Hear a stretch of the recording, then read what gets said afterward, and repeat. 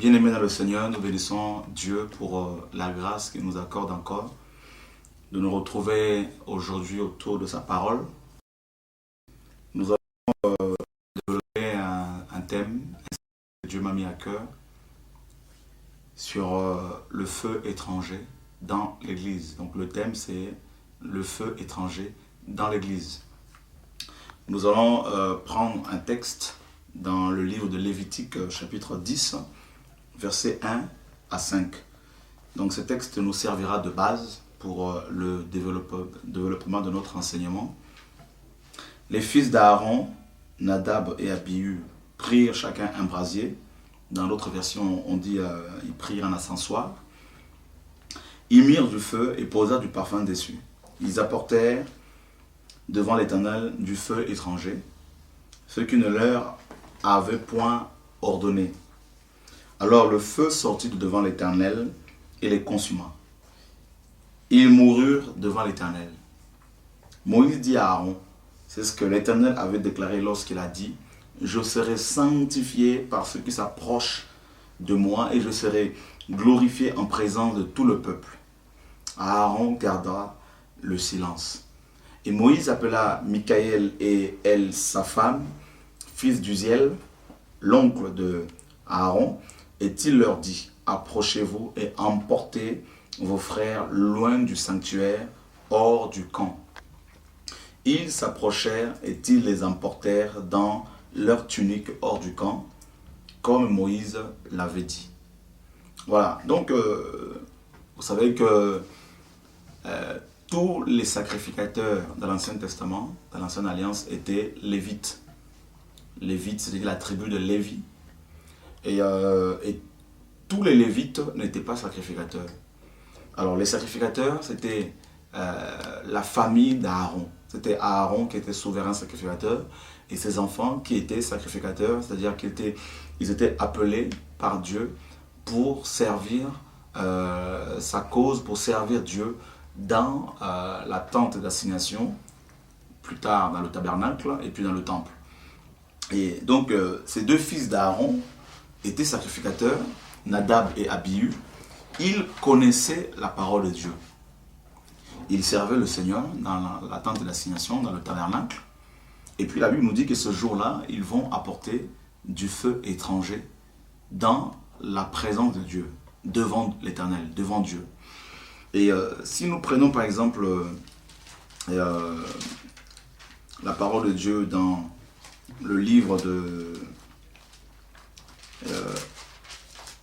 Exode chapitre 30, verset 9, Dieu dit, vous n'offrirez sur l'autel ni parfum étranger, ni holocauste, ni offrande, et vous n'y répandrez aucune libation. Voilà, donc, ils connaissaient la parole de Dieu. Parce que Dieu avait donné des instructions précises qu'il ne fallait pas apporter devant sa présence, dans sa présence, devant sa face, un parfum étranger ou un feu étranger. Donc, ces deux fils d'Aaron étaient avertis par le Seigneur. Ils connaissaient la parole de Dieu. Et rappelez-vous bien qu'ils étaient appelés par Dieu, ils étaient oints par Dieu et Dieu les a établis. Si vous prenez par exemple Lévitique chapitre 8, vous verrez que la Bible dit que l'Éternel parla à Moïse et dit, prends Aaron et ses fils avec lui, les vêtements, l'huile d'onction, le taureau expiatoire, les deux béliers et la corbeille de pain sans levain, et convoque toute l'assemblée à l'entrée de la tente d'assignation. Au verset 13, Moïse fit aussi approcher les fils d'Aaron. Il les revêtit des tuniques, les ceignit des ceintures et leur attacha des bonnets comme l'Éternel l'avait ordonné à Moïse. Et voilà, donc Moïse va, dans tout le chapitre 8 de Lévitique, il va consacrer les fils d'Aaron. Il va consacrer Aaron, il va les oindre de l'onction sainte, il va les revêtir d'une tunique pour pouvoir servir le Seigneur dans la tente d'assignation. Donc, les enfants de Aaron étaient appelés par Dieu, ils étaient sacrificateurs, ils avaient l'onction sainte sur leur vie, ils étaient revêtus de la tunique de l'éphod de l'Éternel parce qu'ils étaient sacrificateurs.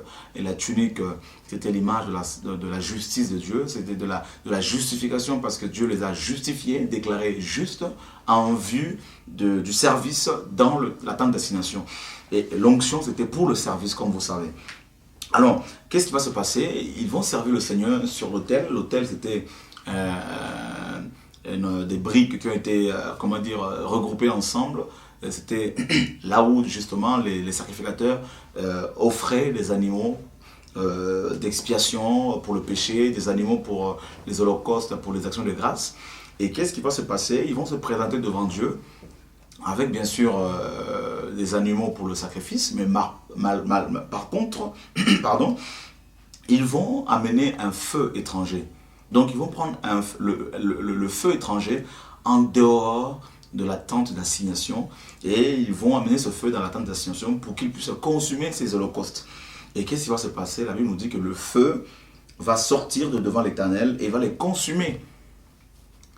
Et vous allez voir que dans Apocalypse chapitre 8, et, au verset, à partir du verset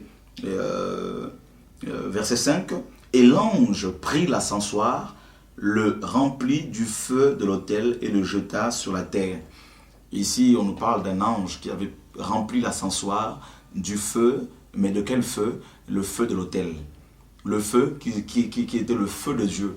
Et c'est ce que les enfants d'Aaron auraient dû faire. Ils auraient dû prendre le feu de l'autel, qui était le feu de Dieu. Mais au lieu de prendre ce feu, ils ont pris un feu étranger. Et Dieu les a consumés avec son feu, par son feu. Donc voilà ce qui s'est passé à cette époque. Et la Bible nous dit qu'ils étaient morts. Le feu étranger a amené la mort. Et donc ils étaient morts et ils ont été enterrés. Et bien aimés dans le Seigneur, la tente d'assignation, c'est l'image, bien sûr, de l'Église, corps du Christ. C'est l'image des chrétiens que nous sommes, parce que la Bible nous dit que nous sommes le corps du Christ, nous sommes la maison de Dieu. Et c'est aussi l'image des assemblées locales. Et qu'est-ce qui se passe aujourd'hui? Eh bien, de la même manière que les enfants d'Aaron ont amené le feu étranger pour que ce feu consume l'Holocauste, eh bien, de la même manière, aujourd'hui, dans beaucoup d'églises, les dirigeants de beaucoup d'églises ont introduit dans la maison de Dieu, ont introduit dans les assemblées le feu étranger. Et voilà pourquoi beaucoup sont morts. On parle de la mort spirituelle, où il n'y a plus de délivrance, plus de guérison, plus de miracles, il n'y a plus d'enseignement vivant. Et donc le feu étranger, c'est quoi réellement? Eh bien, nous allons prendre par exemple, nous allons voir ça tout à l'heure, mais le feu en lui-même, qu'est-ce que le feu symbolise-t-il réellement? Qu'est-ce qu'il symbolise réellement? Eh bien, quand nous prenons Exode chapitre 24, verset 17, la Bible nous dit « L'aspect de la gloire de l'Éternel était comme un feu dévorant sur le sommet de la montagne aux yeux des enfants d'Israël. » Donc, le feu, c'est l'image de Dieu. Le feu, c'est Dieu lui-même. Et nous prenons également dans Hébreux chapitre 12, verset 29, où la Bible nous dit ceci car notre Dieu est aussi un feu dévorant. Donc le feu qui dévore, le feu qui consume les choses. Donc le feu c'est l'image de Dieu lui-même, c'est sa gloire, c'est sa sainteté, c'est sa personne, parce que Dieu, la Bible nous dit, était un feu dévorant. Et donc, l'Holocauste, c'est quoi? L'Holocauste, ces animaux, c'était aussi l'image de Christ, mais c'est aussi nous. Et c'est-à-dire, parce que la Bible nous dit que nous devons nous offrir comme des sacrifices vivants. Et nous prenons par exemple Romains chapitre 12, verset 1. Et, la Bible nous dit « Je vous exhorte donc, frères, par la compassion de Dieu, à offrir vos corps comme un sacrifice vivant, saint, agréable à Dieu, ce qui sera de votre part un culte raisonnable. » Donc, nous sommes comme des sacrifices, nous sommes comme nous sommes comme des sacrifices, nous sommes appelés à nous offrir à Dieu pour que son feu, sa personne, puisse nous consumer tout ce qui n'est pas de lui en nous. Parce que le feu de Dieu purifie. C'est vrai, dans la Bible, dans Nombre, Dieu demandait à ce que les choses soient tout ce qui est or, tout ce qui est airain, tout ce qui est argent, soit sanctifié par le feu. Et quand nous lisons par exemple dans Nombre chapitre 31, et au verset 22 à 23, l'or, l'argent, l'airain, le fer, l'étain et le plomb, tout objet qui peut aller au feu, vous le ferez passer par le feu pour le rendre pur. Voilà, donc le feu de Dieu est censé purifier les choses. Voilà, donc, voilà pourquoi il fallait que le feu de l'autel purifie, consume l'holocauste. Mais malheureusement, pour ces sacrificateurs, les enfants d'Aaron, ils ont pris le feu étranger. Donc, Dieu est un feu dévorant. Et en tant que feu, Dieu veut nous purifier. Son feu doit nous purifier, doit nous sanctifier. Et quand on amène un feu étranger, le feu étranger ne peut pas purifier les choses. Voilà pourquoi les enfants d'Aaron, la Bible nous enseigne que le feu est sorti de devant l'Éternel, le feu véritable, pour les consumer, pour les tuer. Donc, et on a vu dans Apocalypse 8 que l'ange de l'Éternel, qui est Jésus-Christ bien sûr, a pris l'ascensoir et il a mis dedans le feu qui était dans l'autel. Donc le feu qui était dans l'autel. Et donc au lieu de prendre le feu étranger, lui il a pris le feu qui était dans l'autel. Contrairement aux enfants d'Aaron qui eux ont pris un feu étranger. Alors maintenant le feu étranger c'est quoi? Nous avons vu que le feu véritable c'est Dieu lui-même. Et la Bible nous dit que ce Dieu est la parole. Donc le feu véritable d'abord, la définition du feu véritable, c'est la parole de Dieu. C'est la vérité. Et rappelez-vous bien que l'Holocauste, c'est l'image de nous qui sommes, nous les chrétiens, qui doivent être purifiés par le feu véritable, par le feu de Dieu. Et donc, le feu véritable, nous avons vu que c'est Dieu lui-même, c'est aussi le côté parole de Dieu, le côté saine doctrine. Et nous le voyons par exemple dans le livre de Jean chapitre 15 verset 3 où Jésus-Christ dit à ses apôtres, il dit ceci, déjà vous êtes purs à cause de la parole que je vous ai annoncée. Déjà vous êtes purs. Il parle à ses apôtres qui avaient l'habitude d'écouter ses enseignements, de recevoir ses enseignements. Et plus on reçoit l'enseignement de Dieu, la véritable parole de Dieu, et plus on est purifié de son péché. Voilà pourquoi dans Nombre 31, on nous dit que tout objet de fer, de plomb, d'airain, d'or doivent être passés par le feu pour être purifiés. Donc nous devons passer par le feu véritable qui est Dieu lui-même pour être purifiés de toutes nos souillures. Et donc on est purifié par la parole de Dieu, par les enseignements véritables, par la saine doctrine. Et voilà pourquoi... Et en tant que holocauste, nous devons nous offrir à Dieu, nous devons nous offrir à Dieu, comme Romains 12 le dit, comme étant saints et pour être purifiés par la parole de Dieu. Donc nous devons offrir nos esprits, offrir nos âmes, nos corps à Dieu, afin que son feu, le feu véritable, puisse véritablement nous purifier, nous sanctifier. Alors, il a dit, Jésus bien sûr, comme nous l'avons vu dans Jean chapitre 15, verset 3, que déjà vous êtes purs à cause de la parole que je vous ai annoncée. Et Jésus n'annonçait pas n'importe quelle parole. Jésus annonçait la véritable parole, la saine doctrine. Et nous le voyons dans le livre de Jean chapitre 8, verset 32, où Jésus dit aux gens, il dit, vous connaîtrez la vérité et la vérité vous affranchira. Voilà, donc la vérité vous affranchira. La vérité nous libère de la sueur du monde. La vérité nous purifie. Et la vérité, c'est Jésus. Jésus l'a dit dans Jean chapitre 14, verset 6. Il dit, je suis le chemin, la vérité et la vie. Donc, qu'est-ce qui va se passer qu'est-ce qui se passe dans nos églises aujourd'hui? Dans beaucoup d'églises, on amène le feu étranger. On ne présente plus aux gens Jésus-Christ véritablement. On amène un autre Jésus. On amène un autre feu. Rappelez-vous bien que le feu, c'est d'abord Dieu lui-même. Nous l'avons vu dans Hébreux 12, 29. Nous l'avons vu également dans Exode 24, 17 là-bas, que la gloire de Dieu, c'est le feu. Alors, le feu là, c'est aussi la parole de Dieu qui purifie. Nous l'avons vu dans Jean 15 et 3. C'est aussi la vérité qui délivre, qui libère. Et qu'est-ce qui se passe dans beaucoup d'églises malheureusement? On ne prêche plus la saine doctrine, on ne prêche plus la vérité de Dieu. Et sachez-le, vous qui me suivez actuellement, que Seule la vérité libère. Seule la vérité libère. Ce n'est pas les prophètes, les apôtres, les pasteurs, les évangélistes, les docteurs, les chrétiens qui délivrent. Ce n'est pas les hommes qui délivrent. Parce que les hommes n'ont aucune puissance contre les démons, contre Satan. Si ce n'est que la puissance qui vient de la parole de Dieu, si ce n'est que la puissance qui vient de Jésus. Donc, c'est la vérité qui délivre. Jésus l'a dit, et au verset 36 de Jean, chapitre 8, il dit, « Si donc le Fils vous a franchi, vous serez réellement libre. » Et le Fils de Dieu, c'est la vérité. Le Fils de Dieu, c'est la parole de Dieu. On le voit dans Jean chapitre 1, verset 1, où Jésus lui-même, où la Bible dit qu'au commencement était la parole était avec Dieu, et la parole était Dieu. Et au jour d'aujourd'hui, dans les églises, on ne veut plus prêcher la saine doctrine. Et malheureusement, on amène un autre feu, on amène le feu étranger.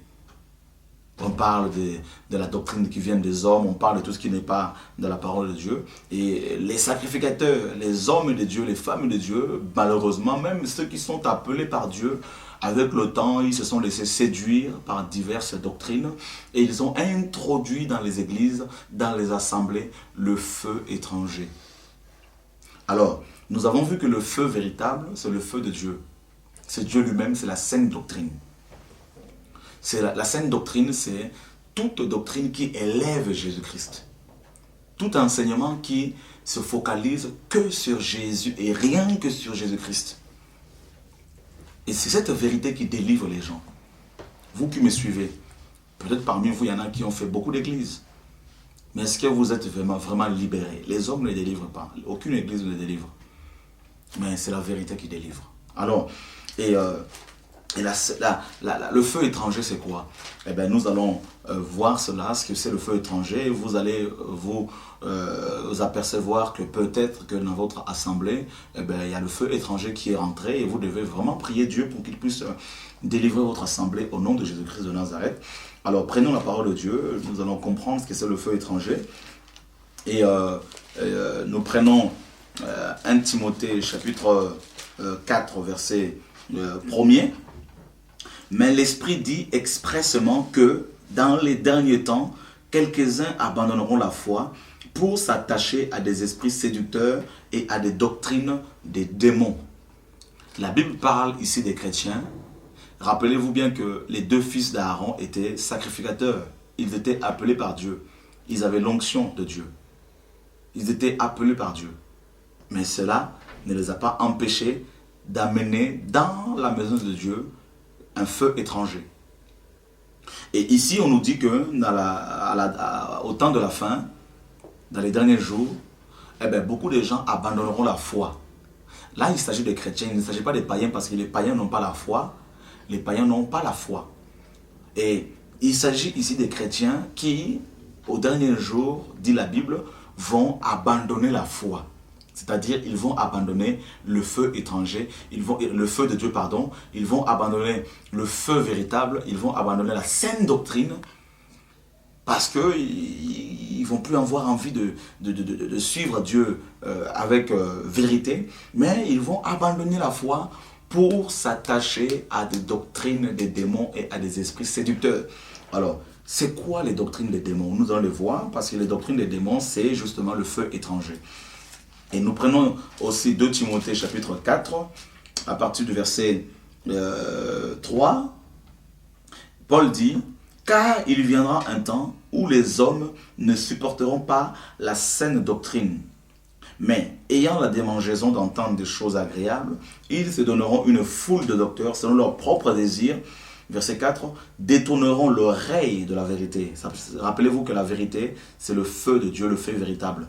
Alors, ces gens vont détourner l'oreille de la vérité de Dieu et se tourneront vers les fables. Voilà ce que Paul dit. Et peut-être que vous qui me suivez, peut-être que quand vous êtes convertis, vous aimiez la vérité, vous avez le premier amour, mais avec le temps, vous avez abandonné cela pour vous attacher à des doctrines de démons et des esprits séducteurs.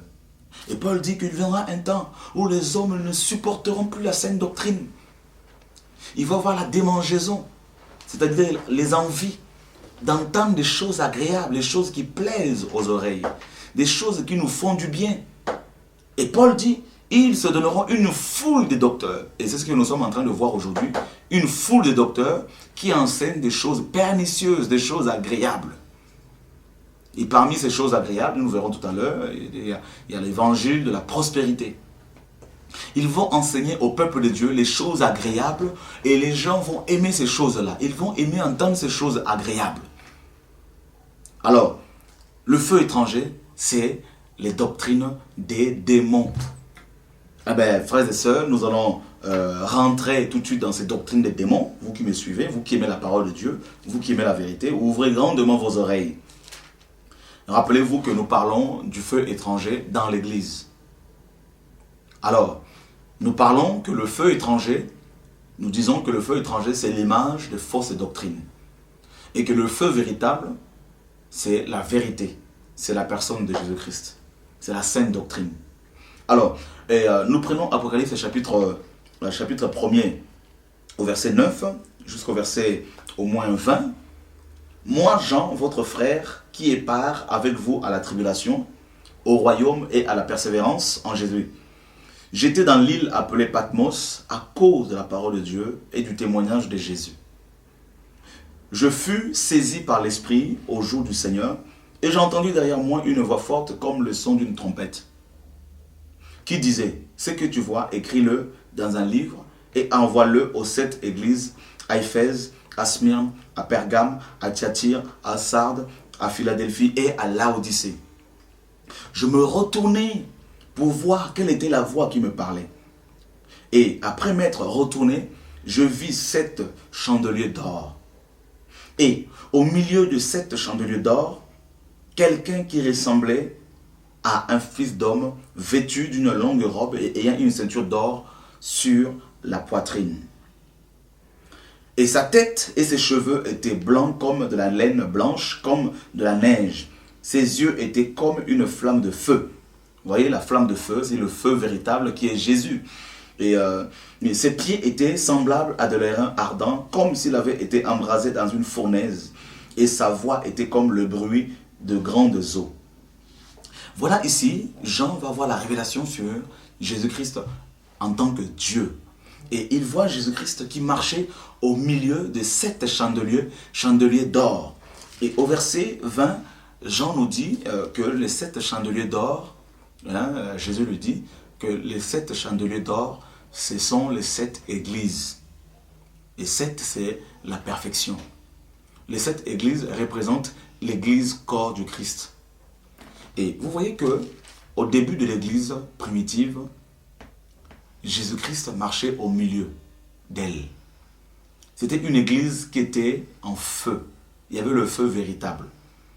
Le feu de Dieu était au milieu d'eux et tout ce qui était péché était consumé par le feu véritable. Et Jésus-Christ était au milieu d'eux. Il y avait la doctrine de Christ, il y avait la doctrine de Dieu, il y avait la véritable doctrine. Ils prêchaient l'évangile véritable. Ils avaient l'amour véritable. Et qu'est-ce qui va se passer dans cette église? Avec le temps, au fil du temps, eh bien, le feu étranger est entré. C'est-à-dire les fausses doctrines, les doctrines des démons.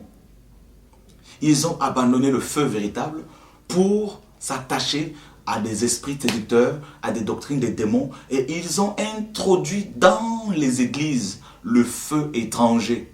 Voilà pourquoi, dans la première église par exemple, rappelez-vous bien que les 7 églises, c'est l'église corps du Christ, et la première église, c'est l'église d'Éphèse.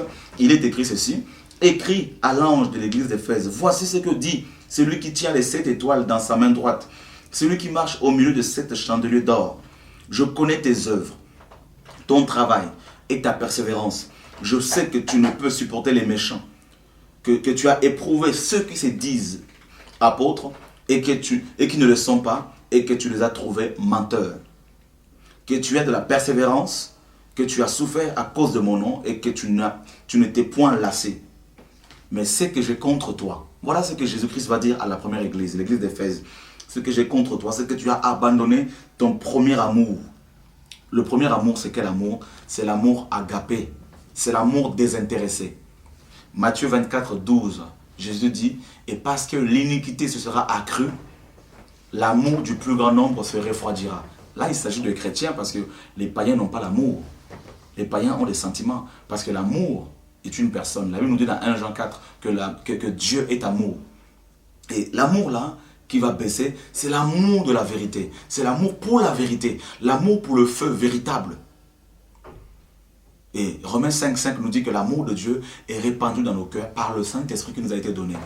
Donc, ici, dans la première église, qui est une des caractéristiques de l'église corps du Christ, dans cette première église, l'église d'Éphèse, les chrétiens d'Éphèse avaient abandonné le premier amour, l'amour pour la vérité, l'amour pour la saine doctrine. Et ils étaient complètement dans la partie spirituelle. Et Jésus leur dira, répands-toi, répands-toi. Et au verset 6, tu as pourtant ceci, c'est que tu hais les œuvres de Nicolaïtes, œuvres que je hais aussi. Donc, dans cette église d'Éphèse, il y avait une doctrine, la doctrine de Nicolaïte. Nicolaïte veut dire dominateur du peuple. Et combien d'églises sont touchées par cette doctrine des démons, ce feu étranger des Nicolaïtes, où les pasteurs dominent le peuple de Dieu, où les chrétiens de ces églises n'ont pas le droit d'aller prier ailleurs, n'ont pas le droit d'aller assister à des séminaires. Si vous êtes pasteur, si vous êtes chrétien, si vous êtes ancien, vous êtes apôtre, vous êtes prophète, ou vous êtes dirigeant d'une église, diacre, responsable d'une église, et que vous empêchez vos fidèles d'aller dans des séminaires, d'autres séminaires, où ils peuvent recevoir aussi la parole de Dieu, c'est que vous êtes quelque part touché par l'esprit de Nicolaïte, vous dominez le peuple de Dieu. Et ça, c'est un démon, c'est de la sorcellerie. L'esprit de Nicolaïte, c'est le feu étranger. C'est un esprit de sorcellerie, l'esprit de contrôle. Bien sûr, quand il y a des choses qui ne vont pas, vous pouvez avertir le peuple de Dieu. Mais combien d'églises sont touchées par ce feu étranger, l'esprit de Nicolaïte, où les chrétiens sont déçus parce qu'ils ont éprouvé les gens qui se disent apôtres et ils se sont aperçus qu'ils ne sont pas de véritables apôtres. Et ils ont perdu leur premier amour. Combien d'églises sont attachées à cette doctrine de démon, ce feu étranger, la doctrine de Nicolaïte? Si cet enseignement vous parle, vous devez vous repentir. Alors, dans la deuxième église, qu'est-ce que Dieu dit? Au verset 8, écrit à l'ange de l'église de Smyrne. Voici ce que dit le premier et le dernier, celui qui était mort et qui est revenu à la vie.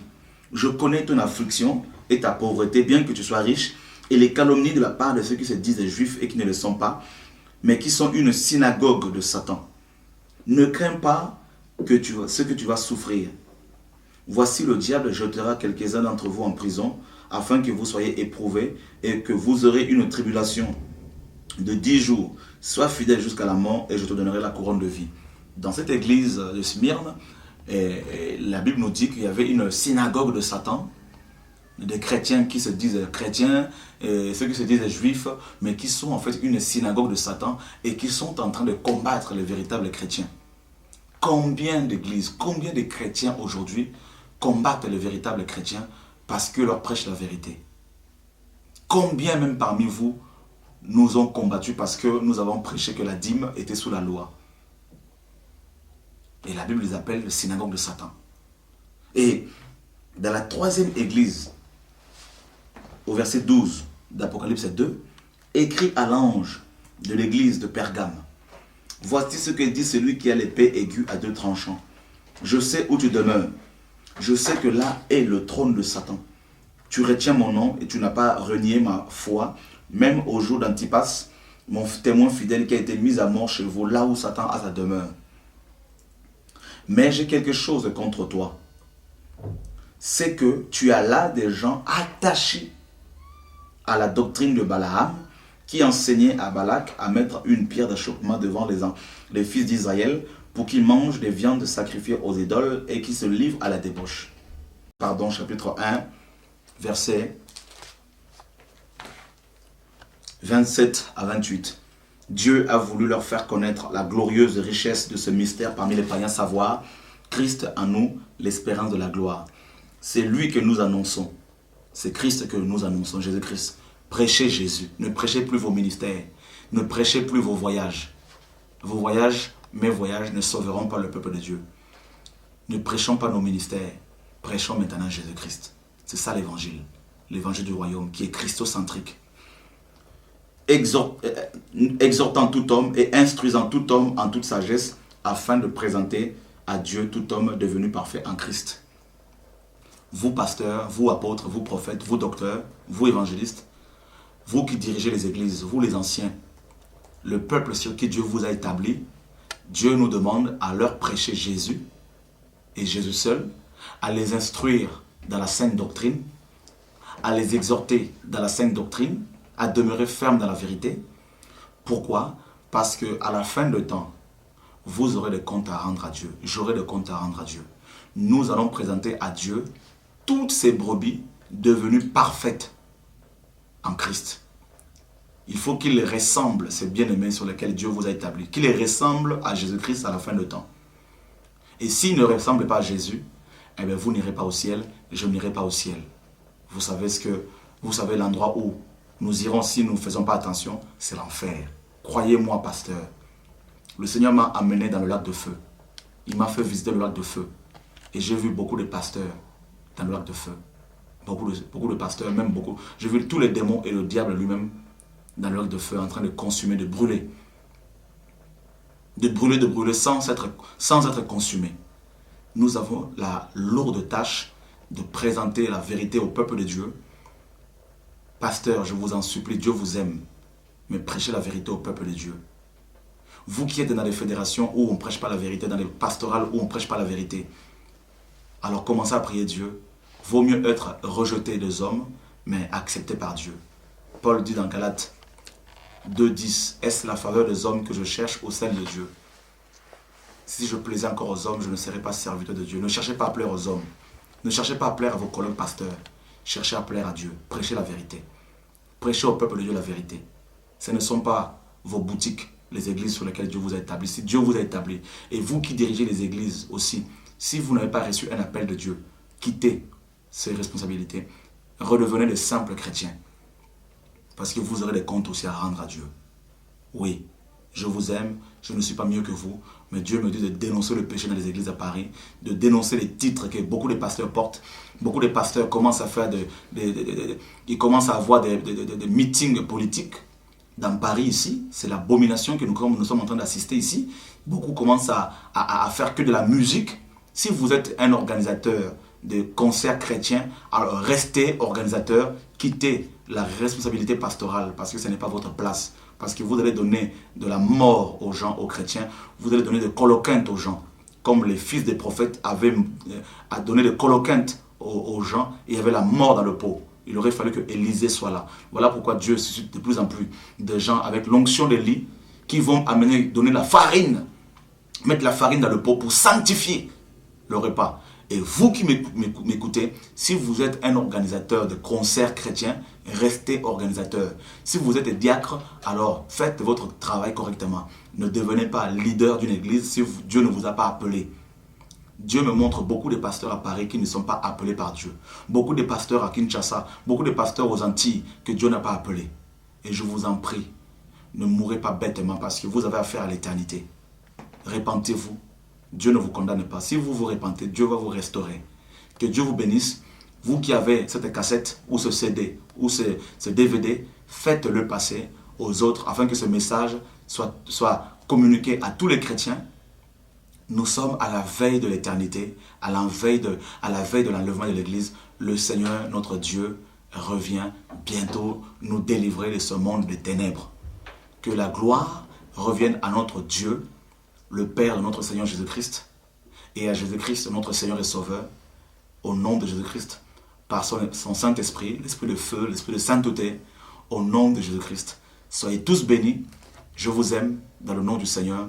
Église de Christ à Paris, Église de Christ en France, Église de Christ en Europe, Église de Christ dans les nations. Soyez bénis tous au nom de Jésus-Christ de Nazareth. Amen.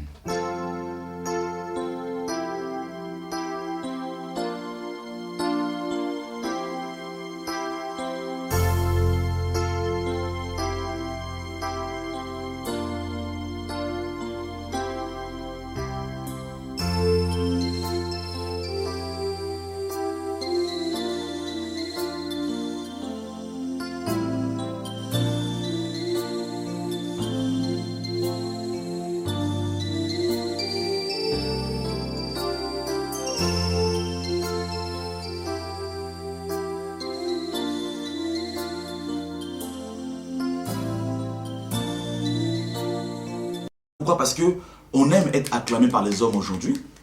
On veut être acclamé par les hommes, être appelé bishop, être appelé archibishop, être appelé grand apôtre, grand prophète. Mais qu'est-ce que Dieu vous a? Comment Dieu vous appelle? Comment Dieu nous appelle?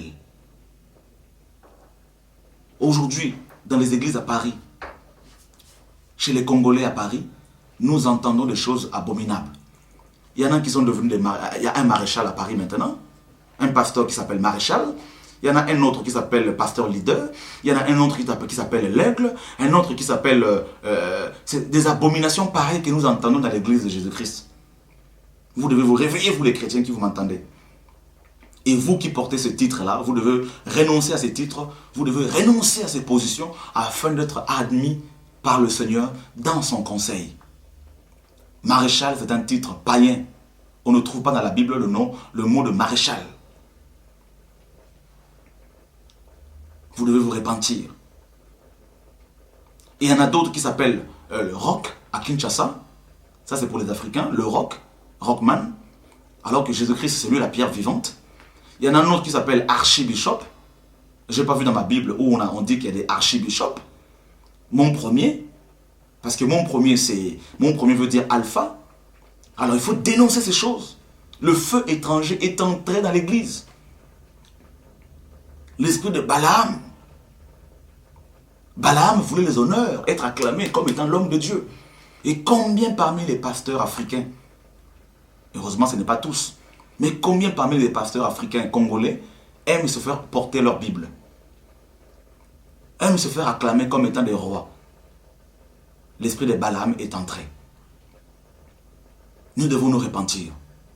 Le feu étranger est entré dans l'église.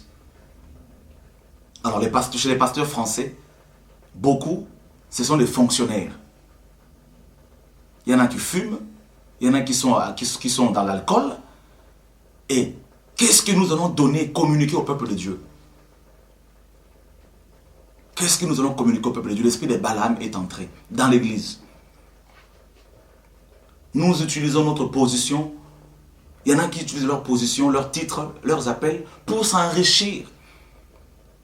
Il faut bénir l'homme de Dieu, il faut bénir l'homme de Dieu, il faut bénir l'homme de Dieu. Il donne des prophéties aux gens afin que les gens apportent l'argent. C'est l'esprit de Balaam. Il faut dénoncer ces esprits-là dans les églises, à Paris, à Londres, aux États-Unis, à Kinshasa, en Afrique, partout. Il faut dénoncer ces esprits-là.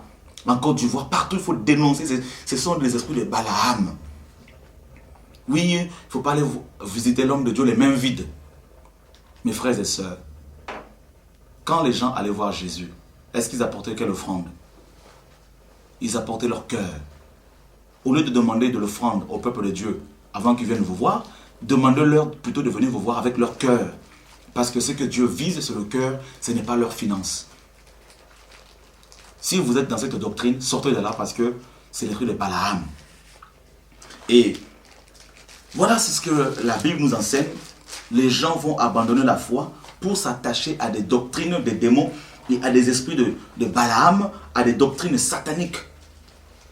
Et dans Apocalypse chapitre 2, dans la 4e église, l'église de Thyatire, voici ce que dit le Fils de Dieu, celui qui a les yeux comme une flamme de feu et dont les pieds sont semblables à de l'airain ardent. Je connais tes œuvres, ton amour, ta foi, ton fidèle service, ta constance et tes premières œuvres, tes dernières œuvres plus nombreuses que les premières.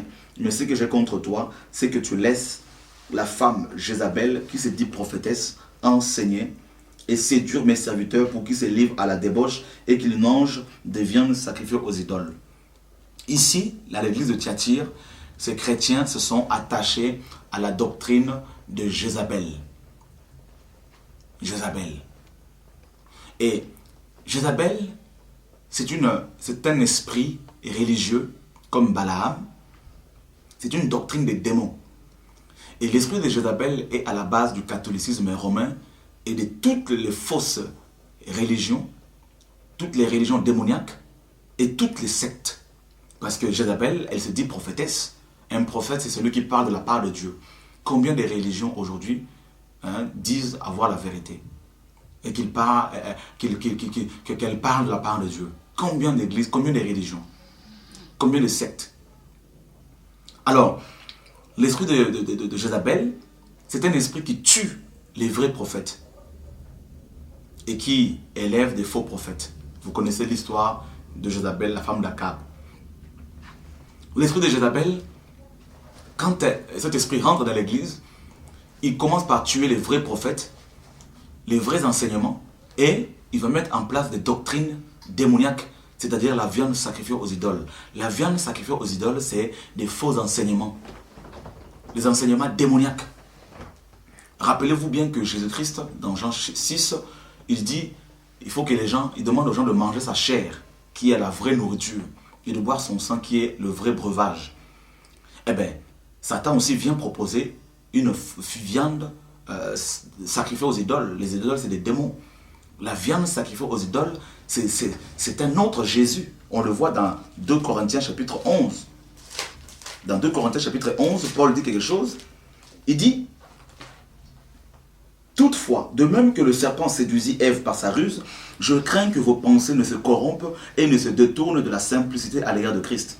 Car si quelqu'un vient vous prêcher un autre Jésus que celui que nous vous avons prêché, ou si vous recevez un autre esprit que celui que vous avez reçu, ou un autre évangile que celui que vous avez embrassé, vous le supportez fort bien. » Voilà, c'est la viande sacrifiée aux idoles. Un autre Jésus, un autre évangile et un autre esprit.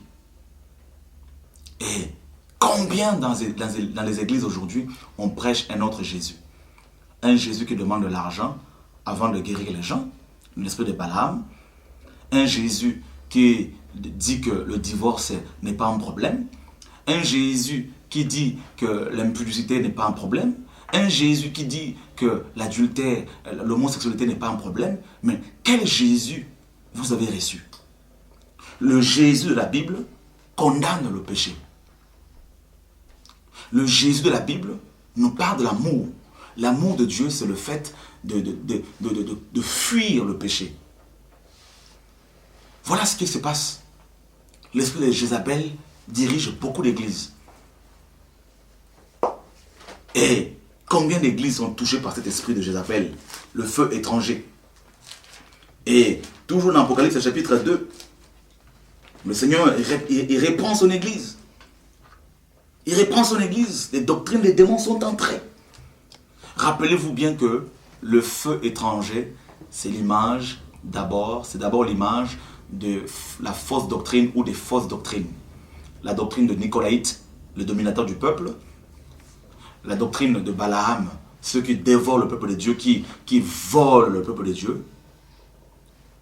La doctrine de Jézabel, ceux qui utilisent la magie, ceux qui utilisent la sorcellerie pour prophétiser par Baal. Parce que Jézabel utilisait Baal. Hein? Allez, vous lisez dans 1 Roi, chapitre 17, chapitre 18, 19. Il prophétise par Baal, c'est-à-dire les démons, les sorciers, la sorcellerie. Combien même des pasteurs sont dans la franc-maçonnerie, sont dans la Rose-Croix, même ici à Paris, qui ont été touchés à la sorcellerie pour prophétiser sur le peuple de Dieu, pour faire des miracles. Ils sont touchés par l'esprit de Jézabel. Et ils vont combattre les vrais prophètes, ils vont combattre ceux qui prêchent la vérité. Et le feu étranger, c'est aussi le péché, l'esprit de matérialiste. Matérialisme, nous le voyons dans la 5e église, dans Apocalypse chapitre 3, écrit à l'ange de l'église de Sardes. Hein? Voici ce que dit celui qui a les 7 esprits de Dieu et les 7 étoiles. Je connais tes œuvres, je sais que tu passes pour être vivant et tu es mort. Voilà, donc dans l'église de Sardes, c'est la mort spirituelle. Combien d'églises sont mortes spirituellement, complètement mortes?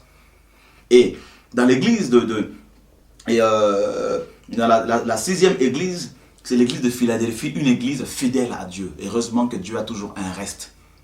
L'église de Philadelphie, c'est l'église que Dieu seul connaît. Les vraies églises, les vrais chrétiens ne sont pas connus par les hommes. Il n'y a que Dieu qui le connaît. Parce qu'au jour d'aujourd'hui, il y a une confusion, une grande confusion dans les églises. On ne sait plus qui est qui. Et dans la 7e église, c'est l'église de Laodicée, c'est l'église matérielle, matérialiste, écrit à l'ange de l'église de Laodicée. Voici ce que dit l'Amen, le témoin fidèle et véritable, le prince de la création de Dieu. Je connais tes œuvres, je sais que tu n'es ni froid ni bouillant. Puisses-tu être froid ou bouillant? Ainsi, parce que tu es tiède et que tu n'es ni froid ni bouillant, je te vomirai de ma bouche. Parce que tu dis, je suis riche, je me suis enrichi et je n'ai besoin de rien. Et parce que tu ne sais pas que tu es malheureux, misérable, pauvre et aveugle et nu, je te conseille d'acheter de moi de l'or éprouvé par le feu véritable. Vous voyez, le feu qui doit éprouver les choses, d'après Nombre 31 que nous avons lu, le feu de Dieu qui doit sanctifier la vraie parole, qui doit purifier nos cœurs, qui doit purifier l'or, comme Jésus le dit ici, d'acheter de moi de l'or purifié par le feu, afin que tu deviennes riche et des vêtements blancs, afin que tu sois vêtu et que la honte de ta nudité ne paraisse pas. Et un collier pour oindre tes yeux, afin que tu vois. Voilà, l'église de Laodicée, c'est aussi beaucoup d'églises aujourd'hui, ça représente beaucoup d'églises aujourd'hui, qui se disent riches. C'est dans cette église de Laodicée, il y a un évangile qui est prêché, l'évangile de la prospérité. Vous savez, frères et sœurs, la vraie richesse, ce n'est pas la richesse matérielle. Parce que Jésus le dit ici, malgré leur richesse à l'église de Laodicée, il les appelle, il dit, vous êtes pauvres et nus. Donc la vraie richesse, ce n'est pas quand tu as une grosse voiture, une belle maison, des grosses chaînes en or, des grosses bagues qu'on dit si tu es un grand bishop. La vraie richesse, c'est la richesse spirituelle. C'est la crainte de Dieu. C'est la sanctification. C'est l'amour de Dieu. C'est l'humilité. C'est la simplicité. C'est ça la vraie vérité. La vérité de la parole de Dieu. C'est ça la vraie richesse. Donc, le feu étranger, les fausses doctrines sont entrées dans l'église. Les fausses doctrines, les enseignements qui élèvent les hommes de Dieu, les hommes de Dieu. Voici l'homme de Dieu, l'homme des miracles. Voici l'aigle de l'Éternel. Voici le rockman. Voici le maréchal. Voici le pasteur leader. Voici le archibishop. Tous ces noms-là qui impressionnent les gens au lieu de les délivrer. Et la Bible nous dit qu'il y a un seul nom qui est élevé au-dessus de tous les noms. C'est le nom de Jésus. Et seul ce nom sauve. La Bible nous dit dans Acte 4:12, aucun autre nom nous est donné sous le ciel par lequel nous devions être sauvés, si ce n'est que le nom de Jésus. Le nom d'archibishop, de l'aigle, de pasteur leader, de maréchal, ça ne sauve personne. Le nom qui sauve, c'est le nom de Jésus. Seul. Et qu'est-ce qui va se passer? Tellement que dans les églises d'Apocalypse, ils avaient introduit le feu étranger, ils avaient introduit les fausses doctrines. Et bien, qu'est-ce qui va se passer dans Apocalypse chapitre 3, verset 20? Le Seigneur dit, voici, je me tiens à la porte et je frappe. Si quelqu'un entend ma voix et ouvre la porte, j'entrerai chez lui, je souperai avec lui et lui avec moi.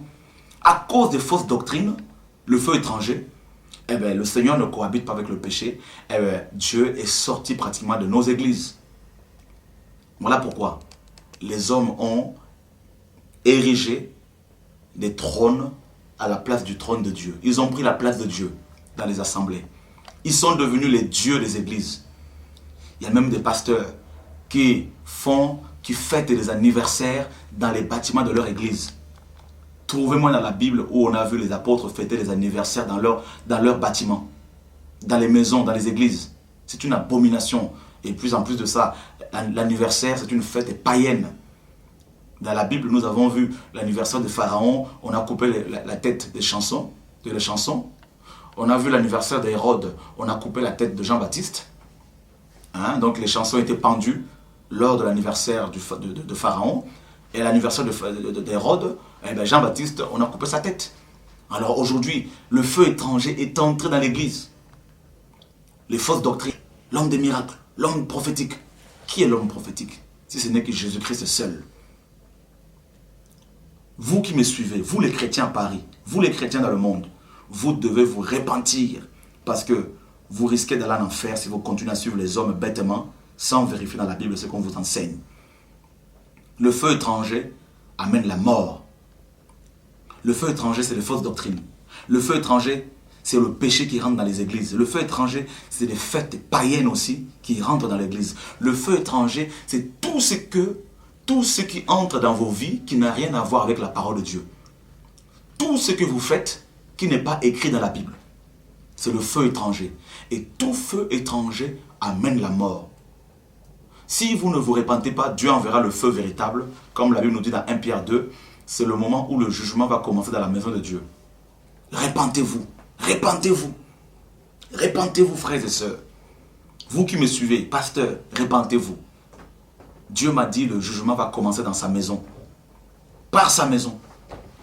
Dieu va commencer à exposer de plus en plus l'adultère des pasteurs, l'impudicité dans les églises, le copinage, le concubinage.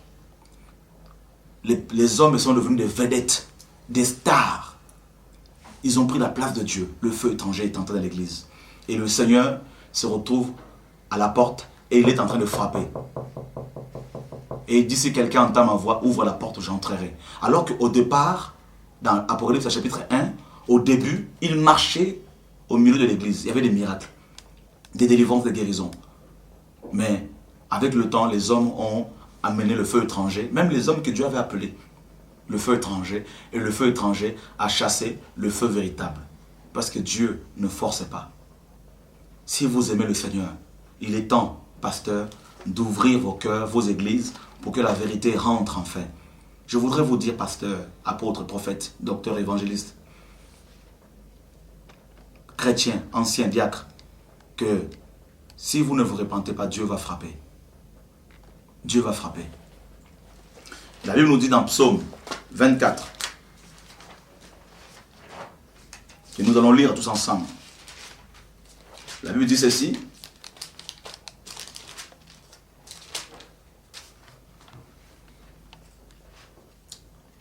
Au verset, à partir du verset 1er, Psaume de David, à l'Éternel, la terre et ce qu'elle renferme, le monde et ceux qui l'habitent, car il a fondé sur les mers et affermi sur les fleuves. Qui pourra monter à la montagne de l'Éternel? Qui se lèvera jusqu'à son lieu saint?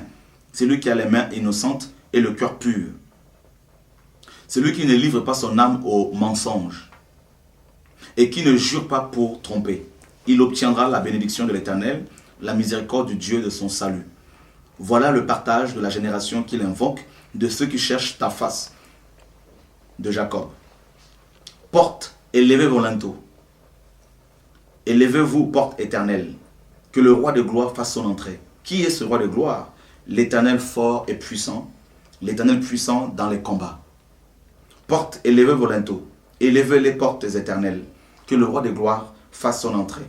Qui donc est ce roi de gloire? L'Éternel des armées. Voilà le roi de gloire. Alors, comme le Seigneur, dans Apocalypse 3:20, il se retrouve en dehors de nos églises, nous avons mis des programmes à la place. Le Seigneur nous appelle à élever nos linteaux pour qu'ils reviennent dans nos assemblées, pour qu'ils reviennent dans nos réunions, pour qu'ils reviennent dans nos églises, afin qu'il y ait de réveil véritable, qu'il y ait de guérison véritable, qu'il y ait de délivrance véritable, qu'il y ait vraiment la puissance de la résurrection véritable. Voilà. Ce message n'est pas fait pour condamner qui que ce soit, parce que je ne suis pas mieux que vous. Mais je porte dans mon cœur le fardeau de l'Église, le fardeau du Seigneur, la souffrance du Seigneur.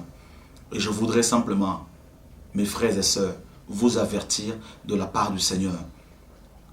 Vous qui suivez les hommes, commencez à suivre le Seigneur véritablement, parce que les hommes ne peuvent pas vous sauver. Et Apocalypse chapitre 18, verset 4, mon peuple, sortez du milieu de Babylone, Dieu dit. Sortez du milieu de Babylone. Si vous voulez aller au ciel, le temps est venu de vous repentir et de suivre la parole de Dieu. Sortez du milieu de Babylone. Repentez-vous.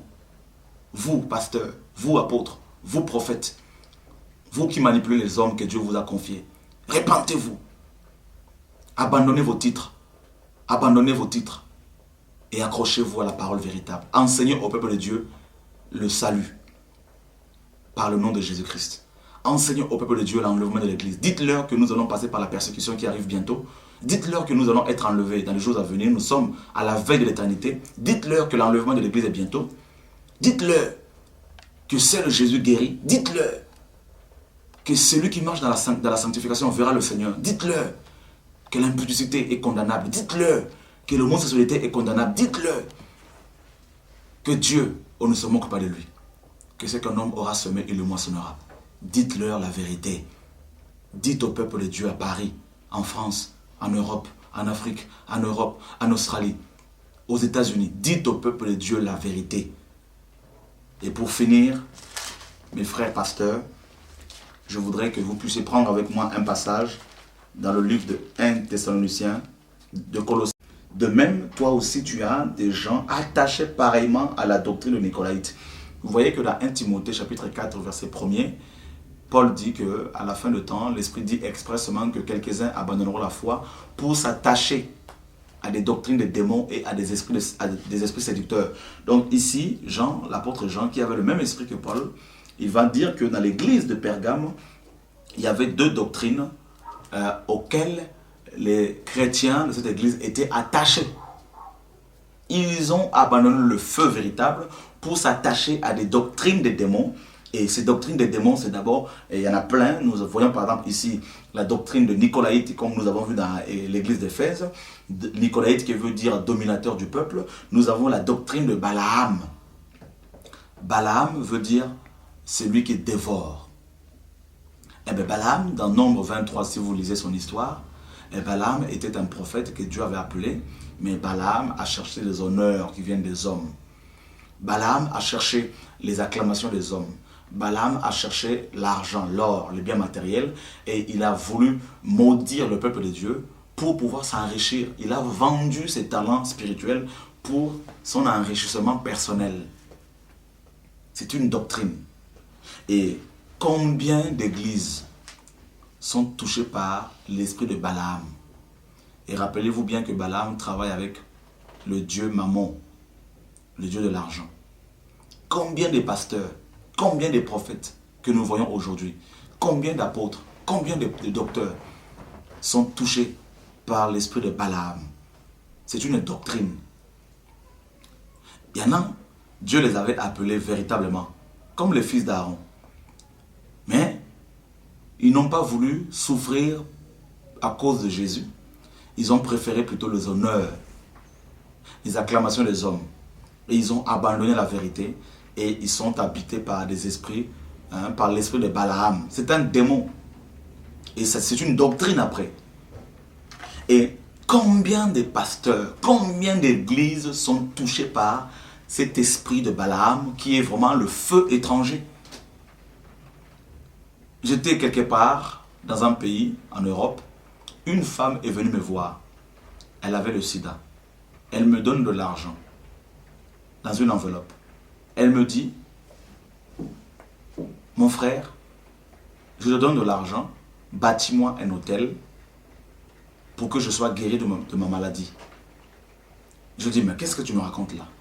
J'ai refusé son argent, je lui ai dit, ma soeur, Matthieu chapitre 10, verset 8 à 10, nous dit que vous avez reçu gratuitement, donné gratuitement.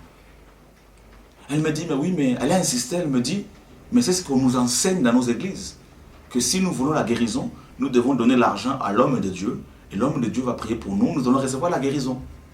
Alors j'ai commencé à pleurer. J'ai dit, mais c'est pas possible. C'est une doctrine de Balaam, c'est la doctrine de Balaam, c'est une doctrine démoniaque. C'est une doctrine démoniaque qui touche beaucoup d'églises. Beaucoup de pasteurs, beaucoup de prophètes, beaucoup d'apôtres, beaucoup d'évangélistes sont touchés par cet esprit qui est un esprit démoniaque qui n'a rien à voir avec la parole de Dieu. Et ces hommes enseignent aux chrétiens qu'ils doivent apporter l'offrande du prophète pour être guéris. Apporte l'offrande qui te coûte cher. Alors beaucoup de chrétiens aussi apportent les offrandes comme ça à leur pasteur pour recevoir la bénédiction. Alors, si dans votre église, on vous demande d'apporter l'offrande du prophète pour construire l'autel, afin que vous retrouviez votre don de prophétie ou don de vision, eh bien vous êtes un idolâtre, vous êtes dans le péché, vous devez vous repentir. Je suis parti en Martinique, une femme est venue me voir pour me dire qu'elle avait perdu son don de vision et elle en a parlé à deux pasteurs. Et ces deux pasteurs lui ont demandé de lui donner de l'argent, de faire une offrande de prophète, afin qu'il lui bâtisse un autel, afin de retrouver son don spirituel. J'ai dit à cette femme, tu es dans le péché, tu dois te repentir, parce que ces pasteurs ne peuvent pas te réclamer de l'argent afin que tu puisses retrouver tes dons spirituels. Ça, c'est la simonie. La simonie, c'est quoi? Vous vous rappelez dans Actes chapitre 8, lorsque Simon le magicien avait donné de l'argent, proposé de l'argent à l'apôtre Pierre et Jean, afin que ce dernier prie pour lui, pour qu'il puisse recevoir ce pouvoir, afin que si un jour il priait pour des gens, que ces gens reçoivent le Saint-Esprit. Pierre lui dit que ton argent périsse avec toi parce que tu as cru que le don de Dieu s'acquérait à prix d'argent. Vous qui me suivez, vous qui êtes pasteur, vous qui êtes apôtre, vous qui êtes prophète, vous qui êtes docteur, vous qui êtes évangéliste, vous qui êtes chrétien, vous qui êtes ancien, diacre, responsable d'intercession, responsable de la chorale, si dans votre église on vous réclame l'argent, l'offrande du prophète pour bâtir un hôtel, si on vous réclame l'offrande de réparation, les dons quelconques pour recevoir une bénédiction, si vous le donnez, vous êtes dans le péché. Et vous, pasteur, vous qui réclamez ces offrandes-là, vous devez vous repentir. Dieu vous appelle à la repentance. Ne conduisez pas le peuple de Dieu dans l'égarement, parce que Dieu vous demandera des comptes par rapport à ces âmes. C'est l'esprit de Balaam. Et l'esprit de Balaam avait également touché les pharisiens. Et si nous prenons par exemple Jean chapitre 5, versets 43-44, « Je suis venu au nom de mon Père, et vous ne me recevez pas. Si un autre vient en son propre nom, vous le recevez. » Ça, c'est Jésus qui parlait aux pharisiens. Les pharisiens qui pensaient connaître la vérité. Au verset 44, il dit, « Comment pouvez-vous croire, vous qui tirez votre gloire les uns des autres, et qui ne cherchez point la gloire qui vient de Dieu ?» Rappelez-vous que la gloire, dans la Bible, c'est l'image du feu, le feu de Dieu. Et les pharisiens ici avaient rejeté le feu de Dieu et ils avaient préféré le feu étranger qui venait des hommes. Alors, qu'est-ce qui se passe aujourd'hui? Beaucoup de pasteurs, beaucoup d'apôtres, beaucoup de prophètes, beaucoup de chrétiens ne cherchent plus la gloire qui vient de Dieu, le feu de Dieu, la vérité, mais ils tirent leur gloire les uns des autres. Ils sont en train de se cajoler, de se caresser les uns les autres, au lieu de prêcher la vérité au peuple de Dieu, au lieu de dénoncer l'homosexualité, de dénoncer l'adultère, de dénoncer l'impudicité, ils laissent le feu étranger dans leurs églises. Parce qu'ils tirent leur gloire les uns des autres. Ils ont créé leur fédération, ils ont créé leur pastoral. Au lieu de dénoncer le péché, ils sont en train de caresser le peuple de Dieu. Et le feu étranger est entré dans les églises, surtout à Paris où nous sommes. Paris, Londres, Belgique, Kinshasa, Martinique, dans les nations, n'en parlons pas, le feu étranger est entré dans les églises aujourd'hui. Parce que les hommes que Dieu avait établis, beaucoup ont préféré la gloire des hommes. Et nous prenons également Jean chapitre 12, verset 44 au verset 43. Cependant, même parmi les chefs, plusieurs crurent en lui. Mais à cause des pharisiens, ils n'en faisaient pas l'aveu dans la crainte d'être exclus de leur synagogue. Car ils aimèrent la gloire des hommes plus que la gloire de Dieu. Ils aimèrent le feu étranger que le feu de Dieu. Voilà le problème. C'était les pharisiens qui étaient censés prêcher la parole de Dieu. Alors qu'est-ce qui va se passer? Beaucoup parmi eux étaient touchés par la vérité, par la prédication que Jésus apportait. Mais ils n'osaient pas le dire publiquement parce qu'ils avaient peur que leurs copains pharisiens, d'autres pharisiens, les chassent de leur synagogue. Parce qu'ils aimèrent la gloire de Dieu plus que la gloire de Dieu. Et la synagogue ici, c'est l'image de tout ce qui est pastoral, qui n'est pas bâti sur la vérité. Tout ce qui est fédération, qui n'est pas bâti sur la vérité. Combien vous pasteurs qui me suivez, vous, hommes de Dieu, vous, dirigeants des églises, vous, anciens, vous, diacres, vous, chrétiens, combien parmi vous qui aiment la vérité? Combien parmi vous ont l'audace de prêcher la vérité aux gens? Il y en a même parmi vous qui ont peur d'être exclus de leur pastoral, de leur fédération, en prêchant la vérité. C'est parce que vous êtes comme des pharisiens à l'époque de Jésus-Christ qui préféraient la gloire des hommes que la gloire de Dieu. Vous préférez être admis dans les fédérations des hommes, dans les pastorales des hommes, que d'être admis dans le conseil de Dieu. Et voilà pourquoi la vérité est cachée dans les églises. Voilà pourquoi le message de la dîme, beaucoup parmi vous disent que c'est un démon. C'est le diable. Mais vérifiez dans vos Bibles, si vous aimez la vérité, vérifiez dans vos Bibles, vous verrez que c'est la parole de Dieu. Vous verrez que le Nouveau Testament n'enseigne pas la dîme. Le Nouveau Testament dit que tout argent que nous avons, tout l'argent que nous avons appartient à Dieu.